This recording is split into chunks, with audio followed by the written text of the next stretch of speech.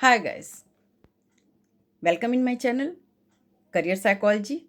I am Dr. Anju Sinha, a consultant psychologist. Today I am going to take a topic that is major psychological disorders. आज बहुत सारे लोगों को ऐसा लग रहा है कि वो खुश नहीं हैं अपनी लाइफ में, वो निराश हैं, परेशान हैं और साथ ही साथ उन्हें डिससेटिस्फैक्शन है अपनी लाइफ से।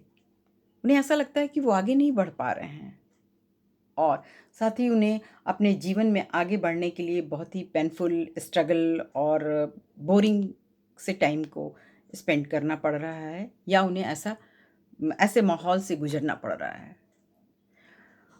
जहाँ तक मैं समझती हूँ कि ये चीज़ें अनयूजुअल और अनकंफर्टेबल हैं और these failures in life due mainly failures in adaptation to life challenges.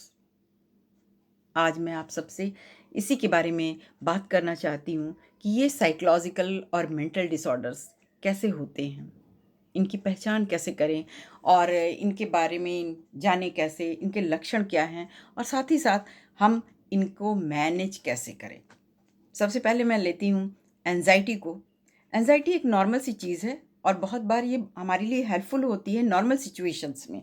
जैसे बच्चे का एग्ज़ाम है, स्टूडेंट्स अपने एग्ज़ाम के लिए प्रिपरेशन कर रहे हैं और वो फोकस नहीं हो पा रहे हैं, लेकिन जैसे उन्हें फाइनल डेट पता चलता है वो सारे काम छोड़ के बिल्कुल फोकस्ड हो जाते हैं अपनी पढ़ाई को लेके, अपने फोर्थ कमिंग एग्जामिनेशन को लेके। अगर उन्हें ये टेंशन, ये एंग्जाइटी जो कि नॉर्मल लेवल पे है ना हो, तो फिर वो ऐसा नहीं कर सकते हैं। हमें 10 बजे ऑफ़िस निकलना होता है। हमें टाइम से पहुंचना भी है। अगर हम टाइमली पहुंचना चाहते हैं तो हम सारे काम को जल्दी-जल्दी बाइंड अप करते हैं कि ऑफ़िस में अगर हम नहीं पहुंचे तो हमारी रेपुटेशन ख़राब हो जाएगी। ये जो चीज़ें हैं, ये जो एंग्ज़ायटी है, ये नॉर्मल लेवल पे हमें हेल्प करती हैं। लेकिन इसका एक्सेसिस हो जाना, जैसे एक्सेस होने का मतलब ये है कि अगर एसी में बैठ के भी हमें पसीना आने लगे, ये ठीक नहीं है। अगर टैप में पानी नहीं आया, हमें शाम को पार्टी में जानी है, अब हम परेशान हैं, हम कैसे अपने आप को एडजस्ट करेंगे, हम कैसे सारा काम करेंगे? तो ये कंडीशन जो होता है वो एक्सेसिव होता जाता है और ऐसे कंडीशन में हमारा मन किसी काम में नहीं लगता है। हम परेशान रहते हैं, पूरी की पूरी फ़िल्म हमारे दिमाग में बनती चली जाती है कि अरे! अब कैसे होगा, हम तो कुछ नहीं कर सकते हैं, आज का तो दिन मेरा ही ख़राब हो गया। So and so that. बहुत सारे लोगों को ऐसे कंडीशन में मुंह सूखने लगता है, इरिटेट होने लगते हैं, लूज मोशन होने लगता है और साथ ही साथ उनको स्लीपलेसनेस की प्रॉब्लम होने लगती है। दूसरी जो प्रॉब्लम है मेंटल डिसऑर्डर की कैटेगरी में रखते हैं वो है हमारा panic disorder. Recurrent anxiety attack जिसे हम कह सकते हैं और इसमें इंटेंस टेरर इंसान फ़ील करता है और एकदम से अनप्रेडिक्टेबल मैनर से वो उसको ऐसा लगता है जैसे बच्चा जो है वो टाइमली घर नहीं पहुंचा, 5 मिनट लेट हो गई। अब घर वाले बिल्कुल परेशान हो जाते हैं, वो कहते हैं क्यों नहीं घर टाइम पे आया। बहुत सारे इरेशनल थॉट्स आने लगते हैं, वो फ्रेंड्स को स्कूल में फ़ोन करना और उनका मन घबराने लगता है, निगेटिव थॉट्स तरह तरह के आने लगते हैं। तो ये चीज़ें थोड़े लेवल पे तो ठीक है, लेकिन बहुत एक्सट्रीम लेवल पे होना अच्छी बात नहीं है। रोड क्रॉस करते समय हमें अलर्टनेस तो होना चाहिए, लेकिन रोड क्रॉस करते समय अगर हम बहुत ज़्यादा परेशान हो जाते हैं, हमारे हाथ-पाँव काँपने लगते हैं, हार्ट बीट बढ़ जाती है, so it is not good. तीसरी चीज़ जो है वो मैं समझती हूँ वह है फ़ोबिया। इर्रेशनल फ़ियर है जिसका कोई आधार नहीं होता और ये बहुत सारे ऐसे स्पेसिफ़िक ऑब्जेक्ट्स, पीपल और सिचुएशन से रिलेटेड होता है, जो कि धीरे-धीरे स्टार्टिंग में तो जब ये होता है तब नॉर्मल होता है, लेकिन आगे इसकी कंडीशन जो होती है वो जनरलाइज़्ड एंग्ज़ायटी डिसऑर्डर के रूप ले लेता है और ये फ़ोबिया 3 टाइप्स में होते हैं।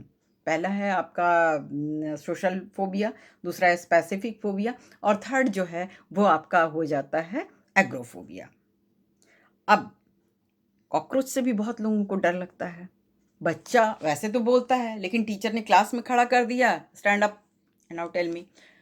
एक शब्द भी बच्चा बोल नहीं पाता है। क्यों? क्योंकि उसको नर्वसनेस होने लगती है और रिसर्च में ये पाया गया है कि मौत से भी ज़्यादा डर हमें दूसरों के सामने बोलने से लगता है।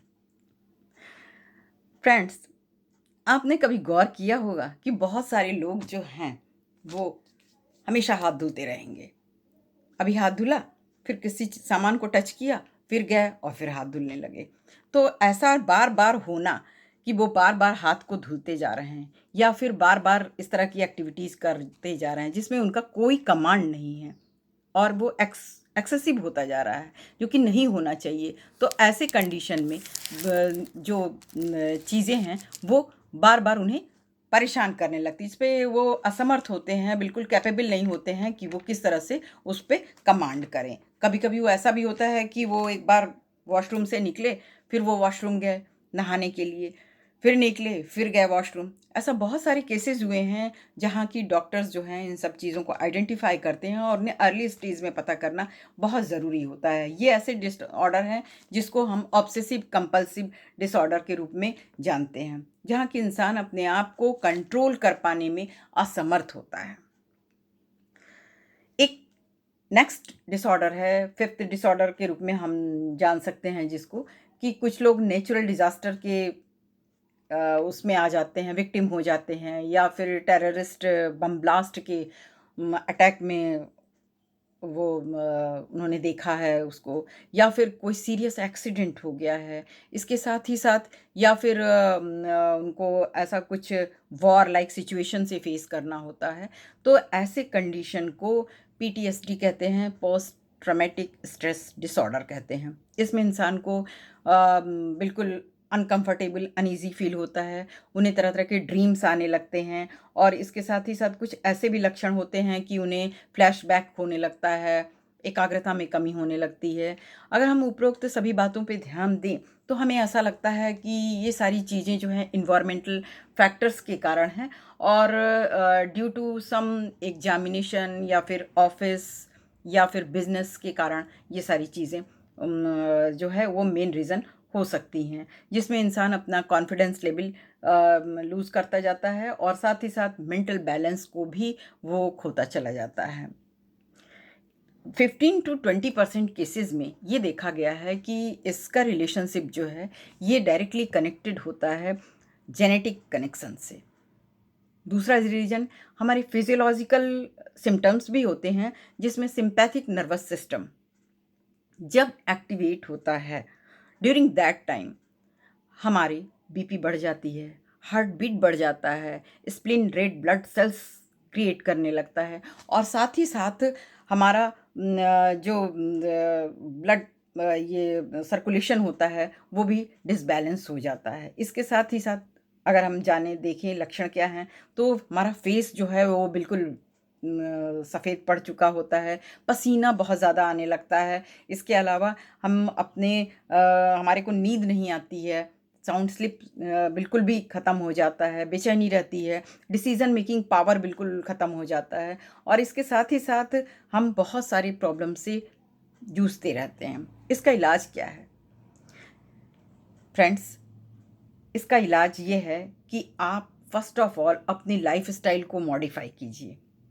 साउंड स्लिप लीजिए 7 से 8 घंटे का, प्रॉपर एक्सरसाइज कीजिए, थोड़ी ही देर कीजिए लेकिन कीजिए, पानी रेगुलर आप पीजिए और इसके अलावा आप पौष्टिक आहार लीजिए।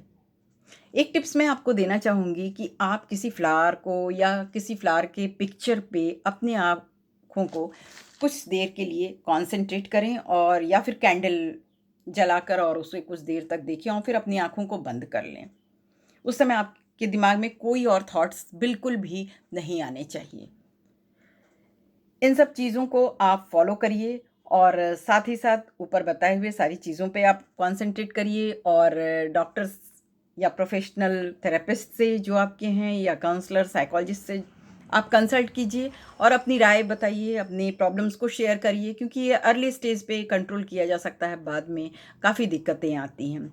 और हाँ, एक चीज़ मैं आपको और बता देती हूँ कि गवर्नमेंट ने 21 मार्च 2021 से ऑनलाइन साइकोलॉजिकल काउंसलिंग की फैसिलिटी अवेलेबल करा दी है, जिसमें आप अपने मनपसंद काउंसलर, साइकोलॉजिस्ट, थेरेपिस्ट से अप्रोच करके अपने प्रॉब्लम को शेयर कर सकते हैं। फ्रेंड्स, अगर आपको मेरा ये वीडियो पसंद आया हो तो प्लीज़ मुझे सपोर्ट कीजिए, लाइक, शेयर, सब्सक्राइब और प्लीज़ मुझे नेक्स्ट वीडियो के लिए अपडेट के लिए मुझे बताइए ताकि मैं आपके लिए वेलफेयर के लिए नेक्स्ट वीडियो बनाऊं। तब तक के लिए आप अपना और अपने फैमिली मेम्बर्स का पूरा ध्यान रखिए। Thank you so much. Subscribe करना और लाइक करना प्लीज़ मत भूलिएगा। Love you.